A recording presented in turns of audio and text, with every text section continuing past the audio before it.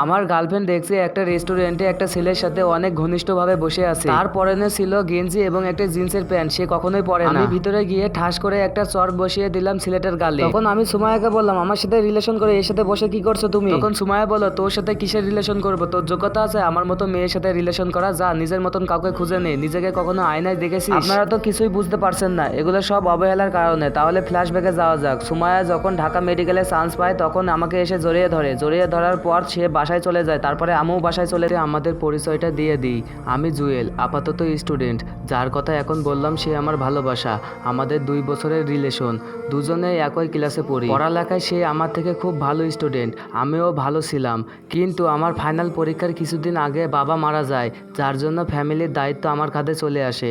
বাবার মৃত্যু, পরিবারের খরচ, ছোট বোনের পড়ালেখা, আমার লেখাপড়া সব কিছু মিলিয়ে আমি ডিপ্রেশনে চলে যাই। যার কারণে শুরুটা ভালো হলেও শেষটা ভালো হয়নি। আমার পরীক্ষার প্রস্তুতি একদম খারাপ ছিল। প্রথমে ভাবছিলাম পাশই করব না, আল্লাহর রহমতে কোনো মতে পাশ করলাম, কিন্তু অতটা ভালো না, তাই পাবলিকেও চান্স পেলাম না। অবশেষে ন্যাশনাল অ্যাডমিশন নিলাম। যাই হোক, গল্পে আসা যাক। বাসায় গিয়ে ফ্রেশ হয়ে খেয়ে নিলাম। সুমায়াকে কল দিলাম, নাম্বার ওয়েটিং। হয়তো সবাইকে এই সংবাদ দিচ্ছে।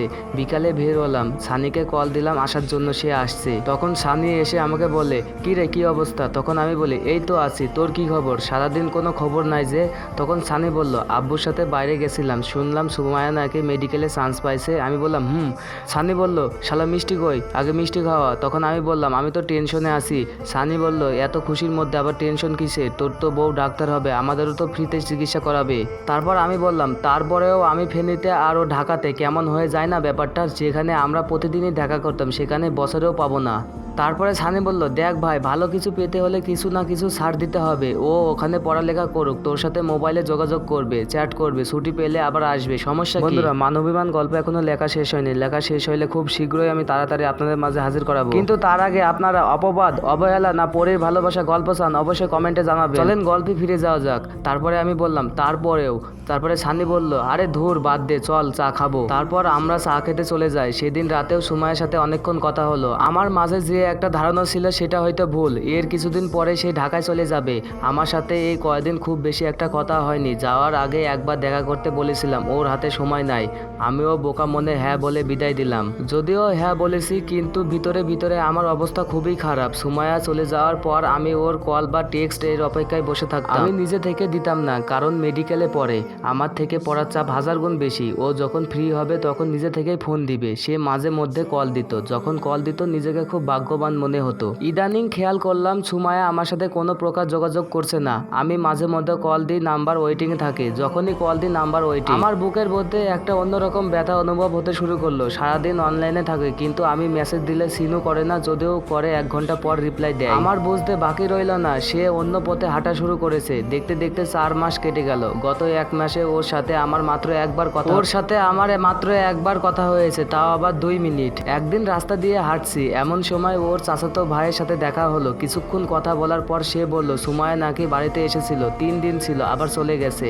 ওর কথা শুনে আবারও বিশাল আকারের একটা শক খেলাম। বাড়িতে আসলো, অথচ একবারও আমাকে বলল না, আবার দেখাও করলো না। যে নাকি একদিন কলেজে দেখা না করলে আমার সাথে রাগ করে 2 দিন কথা বলতো না। আমি সেদিন রাতে আমি ওরে মেসেজ দিই। তারপরে আমি বললাম, কি ব্যাপার, বাড়িতে আসছো অথচ একবারও বলনি?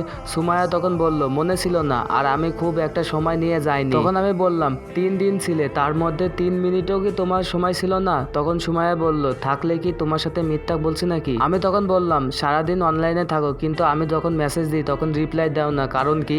তখন সুমায়া বলল, আমরা অনলাইন গ্রুপে স্টাডি করি, পড়ার অনেক চাপ, তুমি তো ন্যাশনালে পড়ো, তুমি এগুলো বুঝবে না। বোকা মনে এই কথাগুলো বিশ্বাস করলাম। সেদিন আর আমাদের কথা হয়নি। তার কয়েকদিন পরে সে তার অনেকগুলো ফ্রেন্ডের সাথে ছবি আপলোড করেছে, যেখানে সে জিন্সের প্যান্ট পরা ছিল আর 3 জন মেয়ে ও 5 জন ছেলে ছিল। ওর এই কর্মকাণ্ড দেখে আমার মাথায় রক্ত উঠে গেল। কিছু বলতে গিয়েও বলিনি, কারণ যতই হোক ভালোবাসি তো। সাথে সাথে আমি ফেসবুক থেকে বের হয়ে গেলাম। সে আমাকে কথা দিয়েছিল কখনো নিজের রিয়েল পিক আপলোড করবে না, অন্য কোনো ছেলের সাথে রিলেশন তো দূরে থাক, ফ্রেন্ডশিপও করবে না। আমিও ওরে ওয়াদা দিয়েছিলাম, আমিও কোনো মেয়ের সাথে ফ্রেন্ডশিপ করব না। আমার বন্ধুও সে, আমার গার্লফ্রেন্ডও সে, আমার বউ সে, আমার সবকিছু জুড়ে সে আছে। এর মাঝে আমি ওরে অনেক গভীর রাতে অনলাইনে দেখার পর নাম্বারে কল দিলাম, নাম্বার ওয়েটিং। বেশ কয়েকবার কল দিলাম, বারবার ওয়েটিং। 12টা থেকে রাত 2টা পর্যন্ত ট্রাই করলাম, নাম্বার ওয়েটিং। তারপরে একটা টেক্সট করলাম, একটু কথা বলবো তোমার সাথে। 1 ঘন্টা পর রিপ্লাই দিল সে নাকি পড়তেছে। আমিও আর দ্বিতীয়বার মেসেজ দিইনি।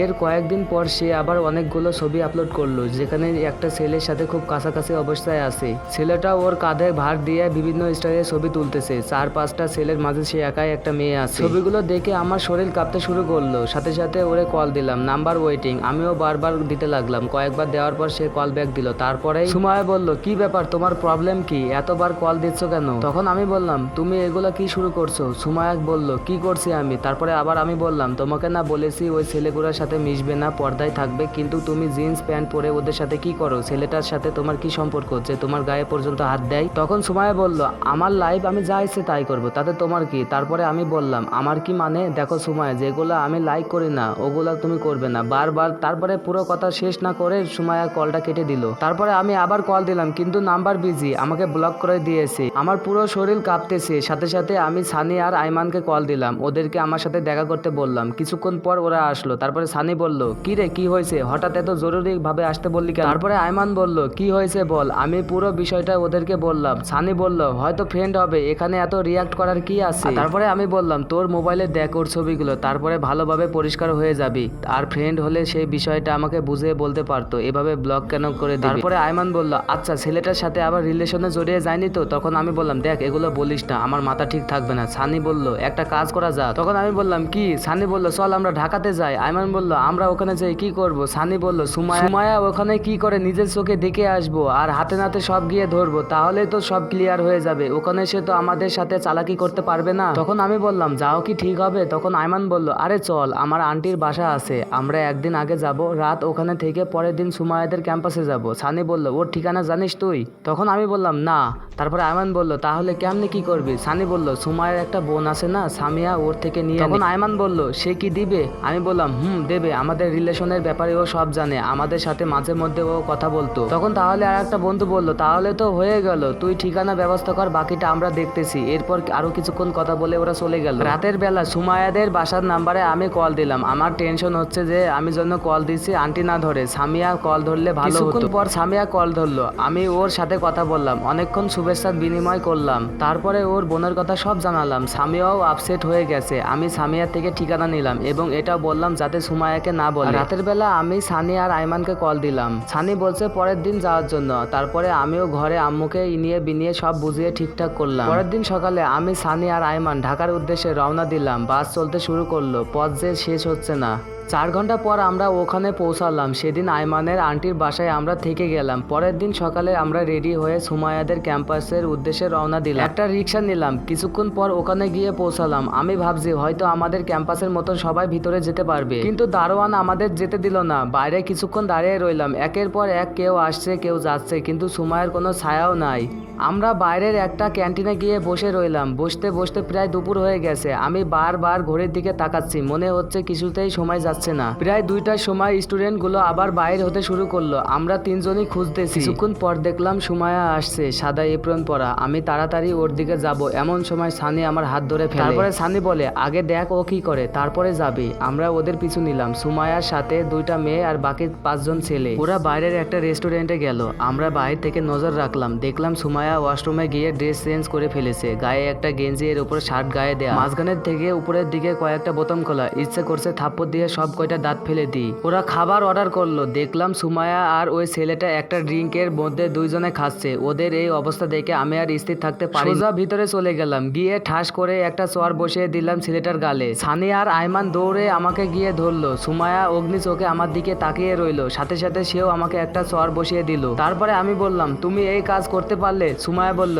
ওই কুত্তা, তোর সাহস কি করে হয় ওর গায়ে হাত তোলার? তোর কোনো যোগ্যতা আছে? তারপর আমি বললাম, আমার সাথে এতদিন রিলেশন করে এত স্বপ্ন দেখিয়ে অন্য একটা ছেলের সাথে এগুলো করতে লজ্জা করে না তোমার? তারপরে সুমায়া বলল, তোর সাথে কিসের রিলেশন করব? তোর যোগ্যতা আছে আমার মতো মেয়ের সাথে রিলেশন করা, যা নিজের মতো কাউকে খুঁজে নেই? নিজেকে কখনো আয়নায় দেখেছিস? তারপরে সানি বলল, দেখো সুমায়া, এটা কিন্তু। তারপরে সুমায়া বলল, চুপ কর তুই, চামচা কোথাকার। চলেন বর্তমানে ফিরা যাক। তারপরে আমি বললাম রিলেশন রাখবে না এটা বললেই পারতে, এত নাটক করার কি আছে। তখন সুমাইয়া বলল তোরে আমি অনেক ভাবেই বুঝিয়েছি, তোরে বোঝানোর জন্য আমি এফবিতে ছবি দিই, তোর কল ধরি না, তোর মেসেজ সিন করি না, এরপরেও যদি না বুঝিস তোর থেকে গর্দব আর কেউ নাই। তুমি ঠিক বলেছো, আমি আসলে গর্দব, আমি আসলে বোকা, সেজন্য তোমাকে এত ভালোবেসেছিলাম। তারপরে সুমাইয়া বলল দেখ তোর এই ন্যাকামো দেখার টাইম নাই, এখান থেকে যা, না হলে ওদের দেখতে পাচ্ছিস, ওদেরকে দিয়ে এমন মারা মারবো এখান থেকে আর বেঁচে ফিরে যেতে পারবি না। আইমান আমাকে একটা টান দিয়ে ওখান থেকে বাইরে নিয়ে আসে, তখন মনে হয়েছিল আমার পৃথিবী বেঁচে থাকার কোনো মানে হয় না। মনে মনে ঠিক করলাম সুইসাইড করে ফেলবো, এই জীবন আর রাখার চেয়ে মরে যাওয়া অনেক ভালো। সেদিন আমরা আবার ফেনীতে চলে আসি, বারবার সুমাইয়ার কথাগুলো কানে বাজতে লাগলো। কিভাবে পারলো সে এই কাজ করতে, অথচ আমাকে স্পর্শ করে কসম খেয়ে বলেছিল সেদিন কখনো ছেড়ে যাবে না। আমার মতি গতি দেখে সানি আইমান বুঝে গেছে হয়তো আমি খারাপ কিছু করে বসবো। রাতের বেলা ওরা দুইজন আমার বাসায় এসে তারপর আমাকে বাইরে নিয়ে যায় ওরা। তারপরে সানি বলল দেখ তোর সাথে যেটা হয়েছে সেটা সান্ত্বনা দেওয়ার মতো আমার ভাষা নাই, কিন্তু এমন কিছু করিস না যাতে তোর পুরো লাইফ শেষ হয়ে যায়। আইমান বলল তোর ফ্যামিলি আছে তোর উপর নির্ভরশীল, তোর ছোট ভাই আছে ওর লেখাপড়ার খরচ, ফ্যামিলির খরচ, তোর মা আছে, এমন কিছু করবি না যাতে ওদেরকেও কাঁদতে হয়। একটা মেয়ের জন্য কখনোই লাইফ থেমে থাকবে না, অন্তত পরিবারের কথা ভেবে হলেও তুই স্ট্রং থাকবি। শোন সুমাইয়া আর কখনো তোর হবে না এটা শিওর থাক, তুই এমন কিছু কর যাতে ওর বোনকে তুই বিয়ে করতে পারিস, ওর প্রতিশোধ ওর বোনকে বিয়ে করেই নিবি। এটা সানি বলল। না এটা পসিবল না, সামিয়া আমাকে ভাইয়ের মতো জানুক, সমস্যা নাই। দেখ এগুলো বলিস না, ওদের কাউকে চাই না, বাদ দে তো ভালো লাগে। এদিকে আইমান বলল আমাদের ওয়াদা কর কোনো খারাপ কাজ করবি না। আমি আবার কি করব? সানি বলছে কি করবি জানি না, তবে কোনো খারাপ কাজ কিছু যাতে না শুনি। আমরা আমাদের কোনো বেস্ট ফ্রেন্ডকে হারাতে চাই না। ওরা আরও কিছুক্ষণ থেকে চলে গেল, আমিও বাসায় গিয়ে শুয়ে পড়লাম। কিছুতেই সুমাইয়ার কথা বলতে পারছি না। রাতের বেলায় একটা ফেক আইডি দিয়ে ওর প্রোফাইলে গেলাম, একটা পোস্ট করছে, পোস্ট দেখেই আমি বন্ধুরা আজকে এখানেই শেষ করছি। যদি ভালো লাগে অবশ্যই কমেন্ট করে জানাবেন, আর আপনারা কোন ধরনের ভিডিও চান বা কোন ধরনের গল্প চান অবশ্যই কমেন্ট করে জানাবেন। ধন্যবাদ আপনাদের।